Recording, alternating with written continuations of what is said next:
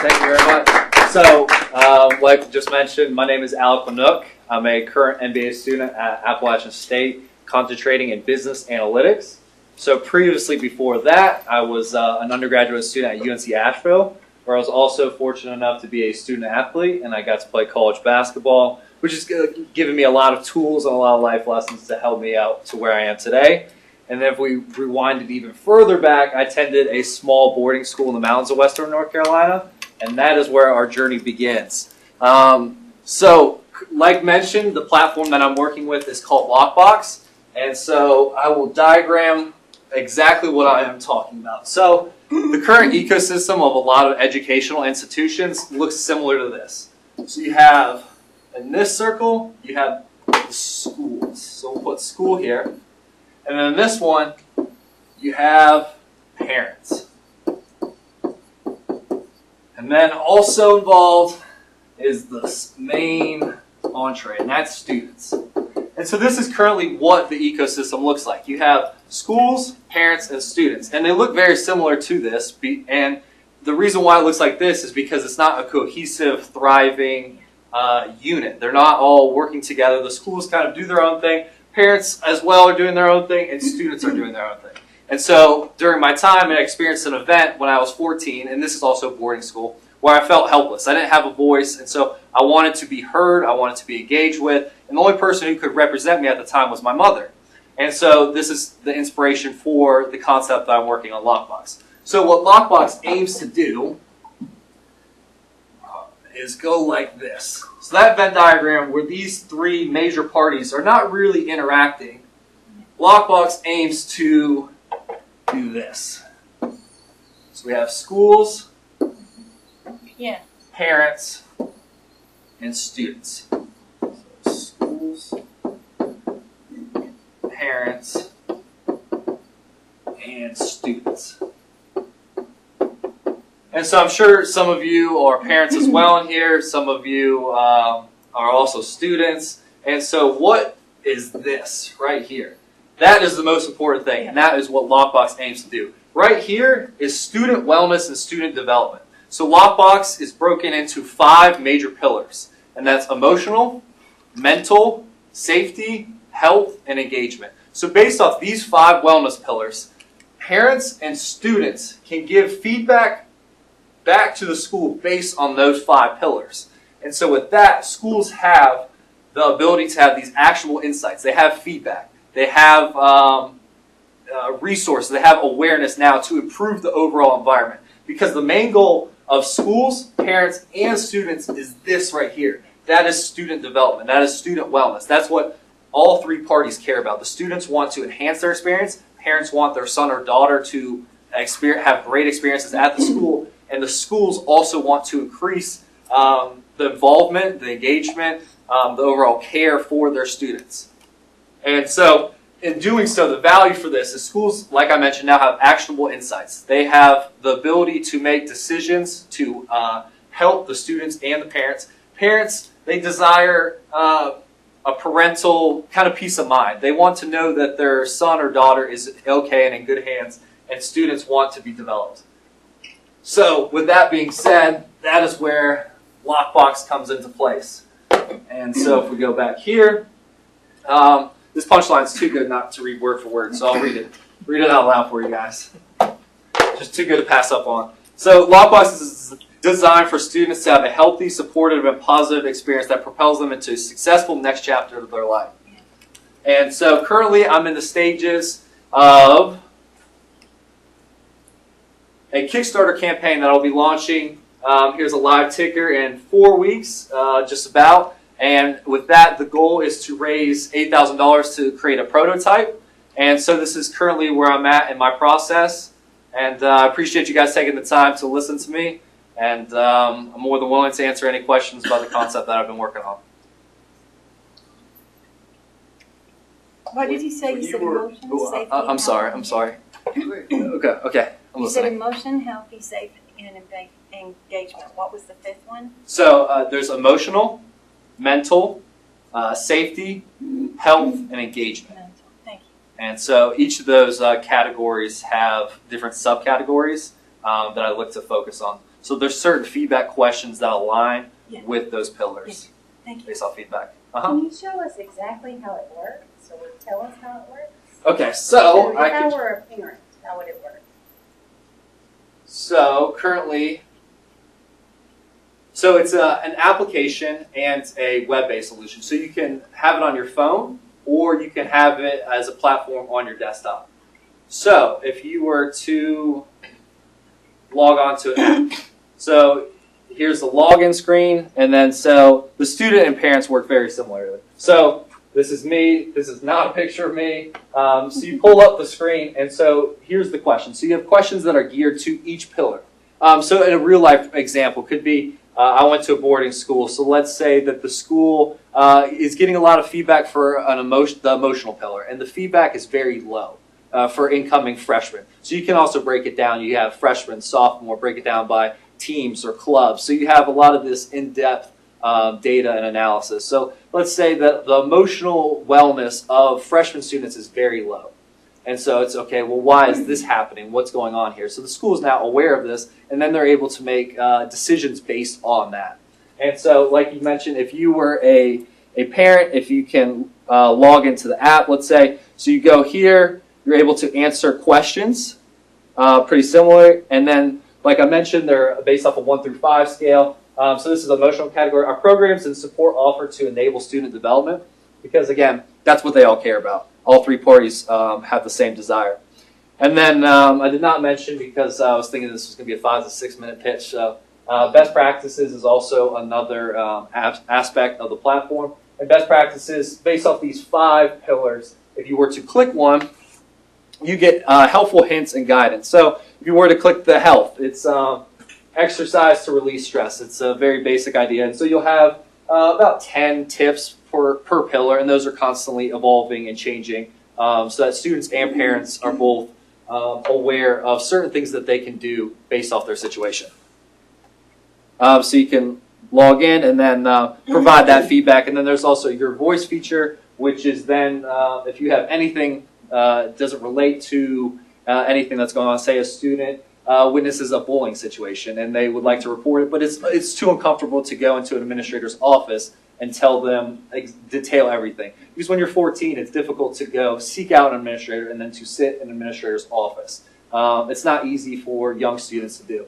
And so the Your Voice feature is so that students and parents can detail whatever they're experiencing in an easy way. And there's also an anonymous feature or not. So you're able to attach your name or not, depending on the certain kinds of feedback. And then it's this graphic is designed for the school. So the school has a quick glance to constantly gauge the pulse of the school. So the school can pull it up. Okay, this is what's going on. You have easy to read data with charts and graphs and visuals, and then the concerns are also going to be easy to read as well. So that was a long-winded answer, but I'm hoping that provided you the answer that you're looking for. How does it make money? How does it make money? So the subscription would be for the school. So the school would purchase an annual subscription for the platform. I have not figured out the price of that yet, but most platforms are around the $5,000 range for a school to use. And the other thing is I'm looking to target private and boarding schools initially, and those schools, the tuition is absurd. Yeah. I mean, the school that I went to cost $60,000 a year. So $5,000 to them is chump change. Right. It's nothing. And so if you get 150 schools, that's $750,000 in revenue right there. And the market of these private schools, I mean, there's 35,000 schools in America. Are you looking only for high school and lower, or are you looking for colleges as well? The trick is I'm looking to initially focus on high school kids. Mm-hmm. The trick is college students, as being a college student, they just don't care. Right. They don't, they're not going to take time out of their day to fill out feedback. It's that point in their life where it's like, why am I doing this? Like, it's kind of thing. Whereas parents, you understand the value and importance of it. Mm-hmm. And then also when you're younger, you want to be engaged. And then you reach that college point where your Right. care level kind of diminishes a little bit. Yeah, you're looking to separate Right. yourself as an identity. Exactly. Do you have a question, sir? What does the kickoff $8,000 detail? So that is a Kickstarter launch. So Kickstarter is just it's like a GoFundMe for businesses. So with this, let's just drag it. This I'm looking to raise $8,000, which would be a prototype. And so further down the line, I'm looking to raise. Yeah, here we go. This is the overall platform. So the 8,000 would be for our prototype development, and then down the line, the 70,000 is for this ongoing development. So a lot of this cost is the developers. So data needs to be stored, and that's obviously not free. So there's some things going on. So there's AWS, which is Amazon's storage platform. So all this information. So a particular school, there's a lot of students that are getting feedback. And so where is that being stored? And that is going to be with Amazon, and that costs money. So the overall platform would be around 70,000 to fully develop.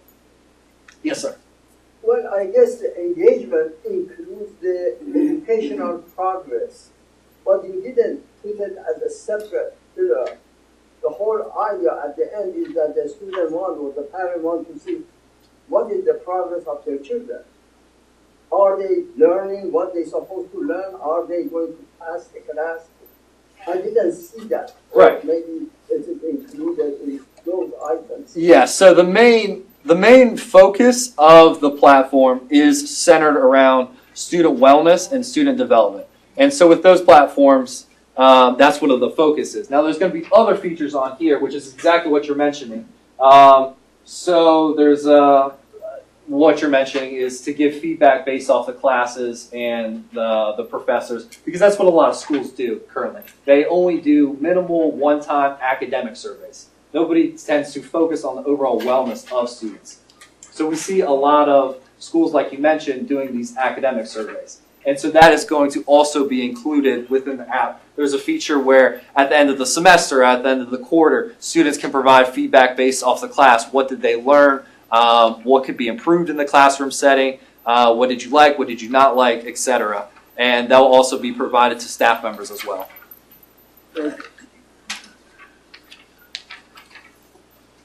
Yes, sir. Have you shopped this around to any schools? I have. So I was in the market validation phase, and I was talking to schools about the platform, the concept, and that was at its bare minimum. And so being at Boone, I compiled this list, and the list was private schools and boarding schools within a 100-mile radius. And so with all those, I was making phone calls left and right, meeting with different kinds of schools to further understand if this was something that was also needed.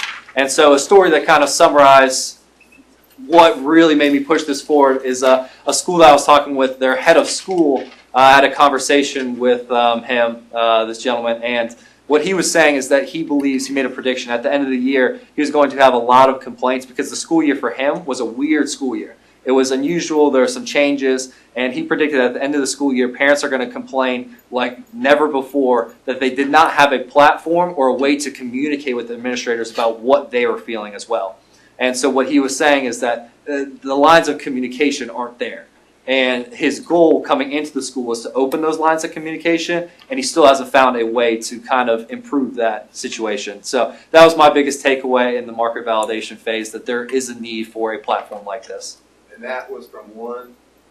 That's the one that stands out to me. I've talked to plenty of schools, a plethora of schools within the area. Because the thing that I'm getting at in the back of my mind is this is going to be a lot of work for the school, and so they'd have to want it to begin with. Mm-hmm. And, you know, to me, to boil it down to, I mean, it's a lot. It looks pretty sophisticated, but to me, it's just an online bitch box.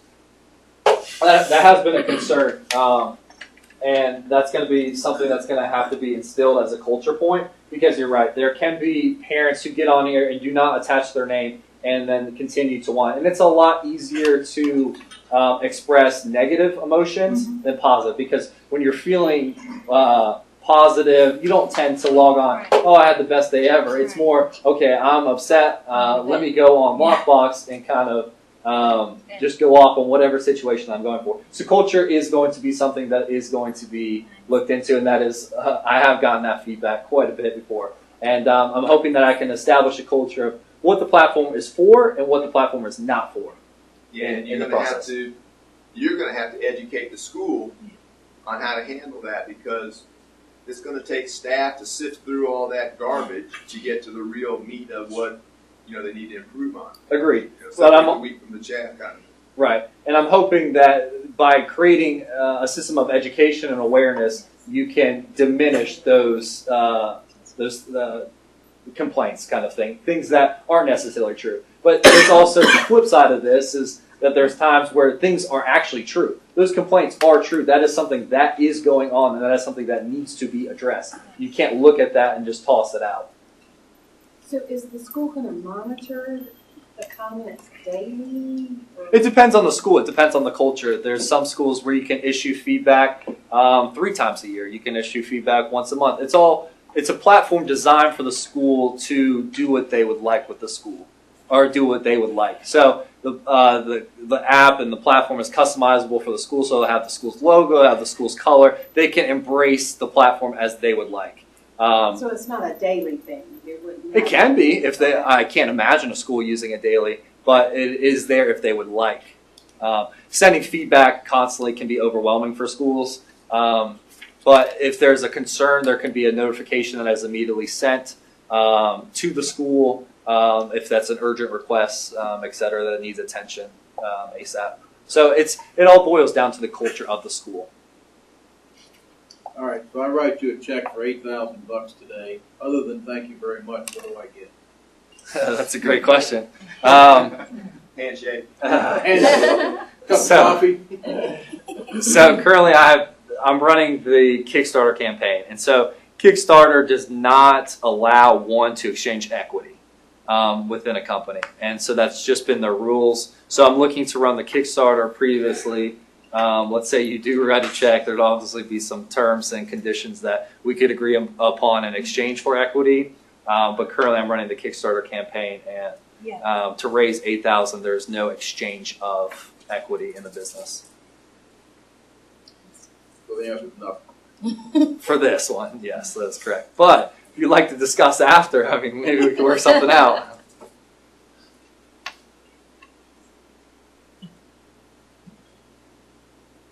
Where do you see this going beyond what you have now? Do you have any future visions of where you want to take this? I would like to help. I've experienced a situation, like I mentioned, where you just kind of feel helpless. And these young students, they don't have a lot of life experience. And so they're looking to be heard, to have a voice, to be engaged with. And I think that schools could use something like this as well. So I'm hoping down the line that this can be instilled in schools with the right culture and the right attitude, and so that would be my help or that would be my hope to be able to help down the line. Yes, sir. You may have already done it, but what I would tell you to do is when you go to those schools, tell them that you're going to put technology in there. So if a student says keywords, gun, suicide, harm, whatever, that it immediately flags, and that they get some kind of a signal that goes right in on there. So right, absolutely. So when I go into the development phase, that would be absolutely something that I think about. And another thing that you mentioned is those kind of topics are.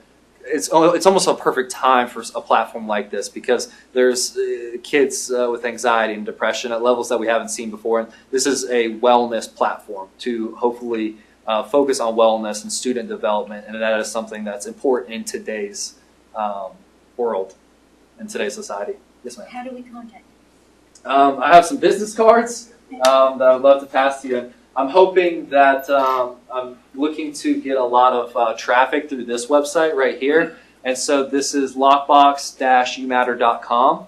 And so I have any business cards also with the URL for those who are interested. And so through the link, I'm hoping that people will then not only go to the website, but click the preview launch button to be able to watch the videos, look at some graphics, and to better understand LockBox. So Alec, it's very difficult for me to find your website. So when I just Google LockBox, of course, Home Depot and other things, I actually had to associate your name with LockBox to come up with your website. I should figure something out for that. Yeah, thank you. I appreciate that. Well, that was the other question I had was, what is your marketing plan? market this? What do you see? How do you see that unfolding? So I'm hoping that I can raise the 8,000. So I have 30 days to raise the 8,000. So I'm Okay. looking to create awareness. Now I'm talking about the marketing plan to raise the 8,000. But my Right there, right Yeah. there. Because Yeah. if you don't get the 8, we're not going to go into the second phase of this. right. So how you gonna? What's your marketing plan to raise the 8,000? Why So do you need 8,000? 8,000 because the prototype. So the Kickstarter takes 5% of the 8. So there's the 7,000 prototype cost, and so then there's a since Kickstarter takes 5%, now leaves me with 7,600 now. The 600, there's some rewards that Kickstarter offers. So if somebody were to give $100, they get a physical reward that then there has to be shipping, etc., to get the good. So then there's that $600 buffer. So the prototype is 7 to actually get that done. And so the 7,000 I'm looking to raise, friends, family, getting traffic through the website, speaking at events like this to kind of spread awareness. I'm still young. I'm 23, and I'm with you. I don't have a lot of life experience. I don't have a lot of marketing tactics. So I'm still. Yeah. If you have any advice, I'd love to hear. But after I raise the funds needed, I'm hoping to make a prototype, and then with the prototype, it's a fully functioning prototype, and then take that to schools and have schools check it out, gauge some further interest, and I could only imagine that there are schools out there who would be interested based off my conversations. I do not. I have. You don't have a marketing guy? I do not. I've been by myself with it. So I'm also a graduate assistant at Appalachian State, and so with my graduate assistant, I'm working in the Center for Entrepreneurship, and so I've been working closely with the director there, who's been absolutely phenomenal. I was going to suggest that because they have an excellent entrepreneurial program there at App State. Yeah, and there's some good incubators there in Boone.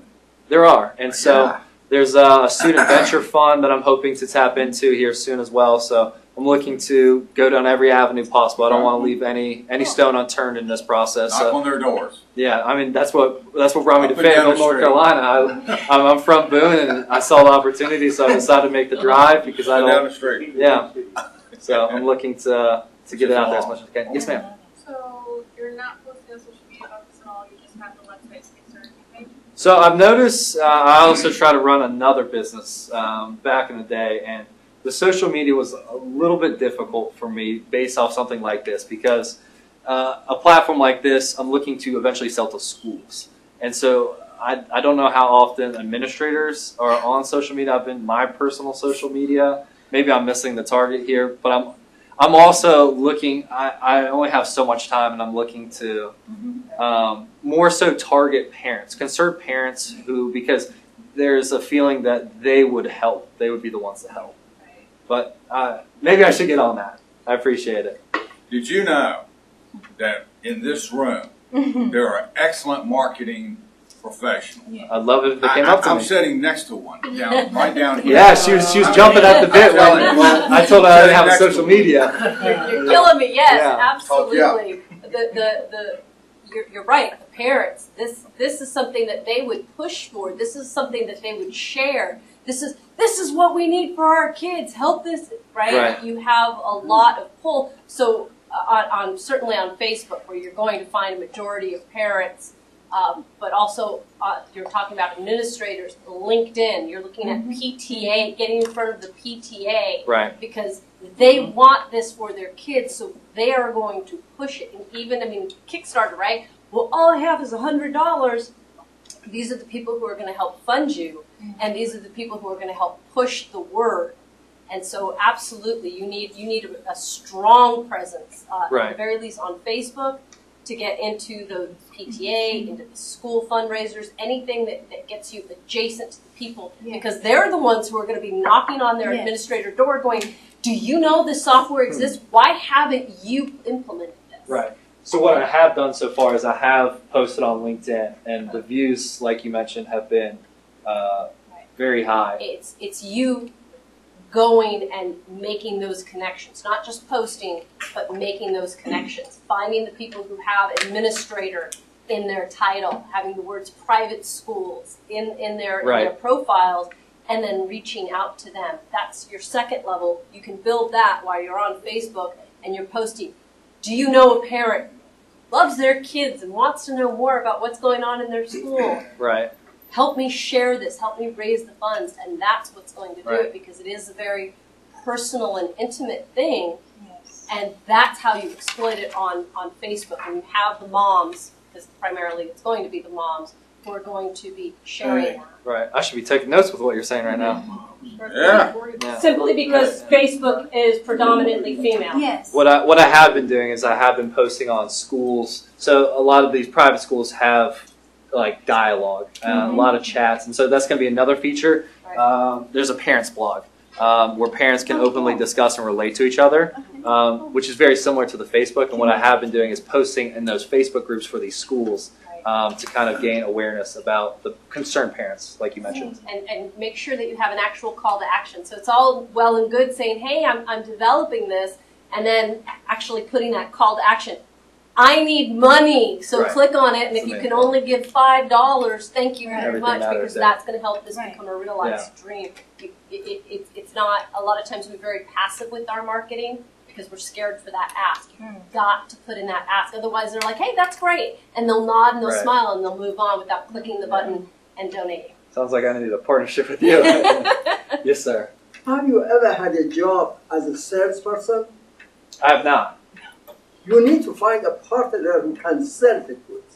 Uh-huh. Selling is very difficult. Your idea is great, you are young, you have a lot of energy, but you have got to be able to sell your product to somebody.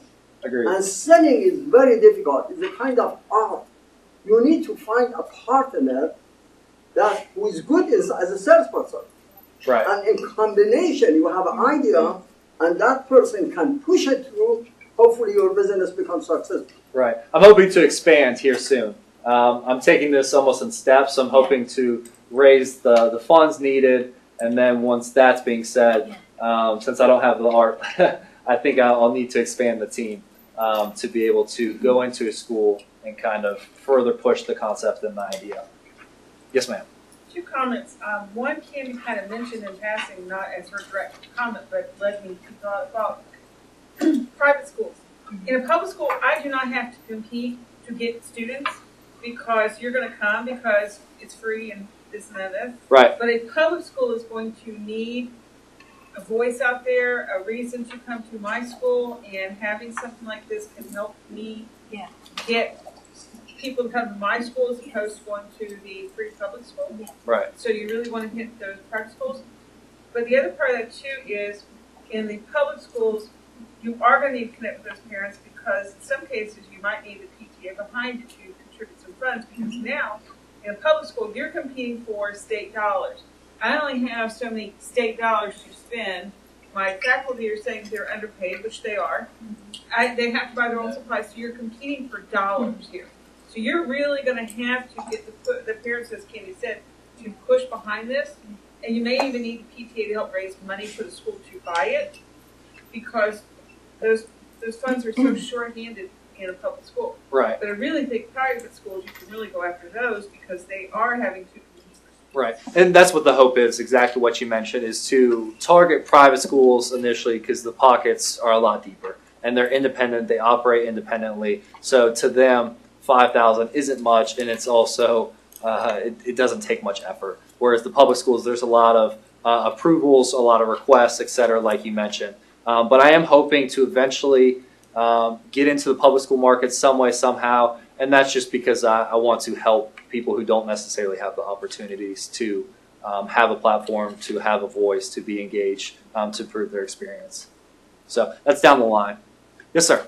As a parent, how would your product benefit me more than just sending, say, like an email to either a teacher or an administrator that might have an issue? So from the parent's perspective, I'm hoping that there's also several features. Like I mentioned earlier, the blog feature, which is where you can connect with other parents. And yeah, there are other alternatives such as emailing, but this is all a consolidated platform. Whereas you voice your concerns and the school accepts those and then can work with you on this platform when it's all in one central location. And is the information, if you're communicating on your platform, is your information private with those administrators, or is it public transparent? What your concerns are, so if you directly go on the Your Voice feature and give your voice, that is private. Now the parent's blog is public. And so that's an ability to you to relate to other parents, to understand maybe some other things that other parents are going through or facing, or did you hear about this or that? So that's the hope with the parents' blog almost. I was just going to bump up against the Federal Privacy Act with the parents knowing about what the students do. I can't even tell the parents how the kid's doing in class, let alone the kids about to commit suicide or something. Wow. You have some legal issues here that as part of your team, certainly an attorney can look at this kind of stuff. So I'll add that to the list of my sales team as well. So I'll get a better sales guide, Run a ask the job art, description for Candy here. and then I'll put the attorney in there. Appreciate the question. These are fantastic questions. He's going to college. Any other questions? Just a business model. Alec, what can this community do for you? If you guys know anybody that would be interested in a platform like this, I'd appreciate sharing the link and I'm in the process of looking to gain awareness about the platform.